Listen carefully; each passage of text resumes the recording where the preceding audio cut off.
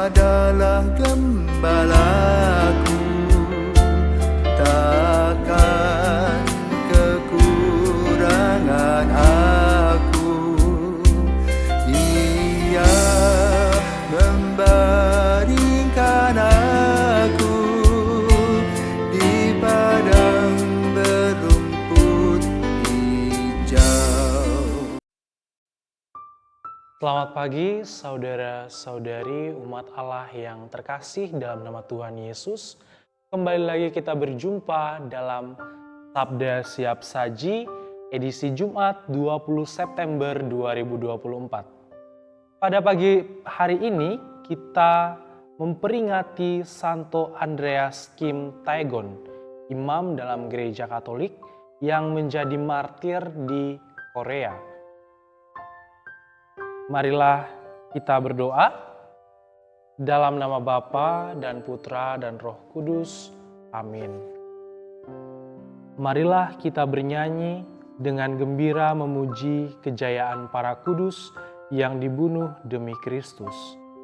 Berkat imannya yang kuat dan dibantu oleh rahmat, mereka bertekad bulat setia sampai akhir hayat. Meskipun diancam maut, tidaklah mereka takut, sebab Tuhan mendampingi dengan kuasa ilahi. Mari mohon pada Tuhan agar kita digabungkan pada rombongan pahlawan sepanjang segala zaman. Amin. Marilah kita berdoa.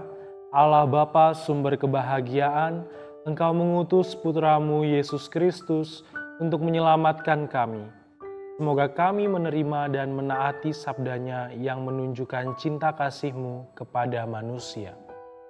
Dengan pengantaran Tuhan kami Yesus Kristus Putramu yang hidup dan berkuasa bersama Dikau dalam persatuan Roh Kudus Allah sepanjang segala masa. Amin. Marilah kita mendengarkan firman Tuhan. Inilah Injil suci menurut Lukas. Dimuliakanlah Tuhan. Yesus berkeliling dari kota ke kota dan dari desa ke desa, memberitakan Injil Kerajaan Allah. Ke-12 murid menyertai Dia dan juga beberapa wanita yang telah disembuhkannya dari roh-roh jahat serta berbagai macam penyakit selalu menyertai Dia. Para wanita itu ialah Maria yang disebut Magdalena, yang telah dibebaskan dari 7 setan, Yohana istri Kuza, bendahara Herodes, Susana, dan banyak lagi yang lain. Wanita-wanita itu melayani seluruh rombongan dengan harta kekayaan mereka. Demikianlah sabda Tuhan. Terpujilah Kristus.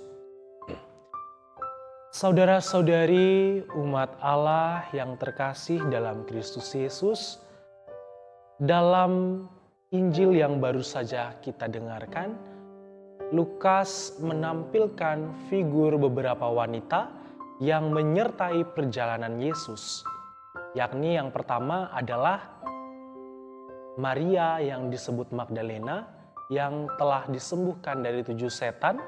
Kemudian ada Yohana istri Kuza bendahara Herodes, dan juga ada Susana, serta banyak lagi yang lain.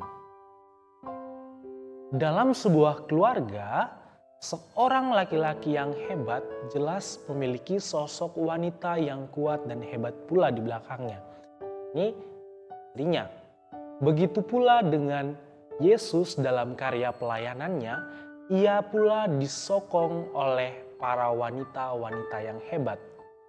Jelas mereka memberikan segala apa yang mereka punya, tenaga mereka, harta mereka, mereka berikan dalam pelayanan Yesus. Jelas tujuan ini sangatlah baik, bahwa mereka memberikan apa yang mereka miliki kepada Yesus, kepada Allah, untuk memajukan pelayanan Yesus selama ia berada di tengah dunia. Dalam kehidupan kita sehari-hari, Injil ini menjadi sebuah pertanyaan besar bagi kita. Seberapa besar kita telah memberi diri bagi pelayanan untuk umat Allah di tengah dunia? Jelas apa yang kita beri tidak selalu mengenai tentang uang. Kita bisa memberikan tenaga kita atau mendoakan gereja, mendoakan para pelayan gereja yang saat ini tengah berjuang untuk menghadirkan Allah di tengah dunia. Karena itu saudara-saudari yang terkasih, kita diajak untuk bertanya dalam diri kita kembali. Apakah saya sudah memberi diri bagi gereja? Apakah saya sudah mau dan mampu untuk melayani gereja dengan segala apa yang saya miliki? Jelas ketiga wanita ini, wanita yang ditampilkan dalam Injil, bukanlah seorang pengikut Yesus yang hanya tahu berdoa saja. Mereka memberi diri secara total. Mereka sudah dibebaskan oleh Yesus, mengalami kasih Yesus. Ada yang sudah dibebaskan dari setan, ada yang diberikan berkat oleh Yesus. Karena itu mereka datang kembali kepada Yesus untuk melayani Yesus dalam karya. Bagaimana dengan kita yang selama ini sudah dikasihi oleh Yesus dalam hidup kita?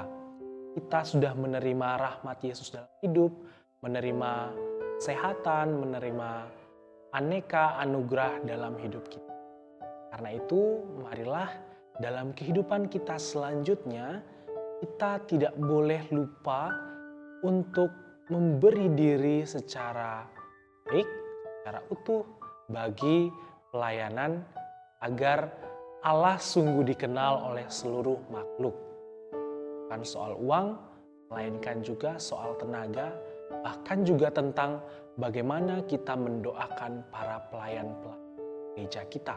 Mendoakan para imam, mendoakan para suster, bruder, katekis, dan orang-orang yang berjuang di luar sana. Kiranya kita juga tetap ingat agar Tuhan senantiasa memberkati kita, memberkati keluarga kita, dan memberkati orang-orang yang kita doakan. Demikian inspirasi Sabda Siap Saji yang bersumber dari firman pada hari ini. Sampai jumpa di lain kesempatan. Sekian dan terima kasih.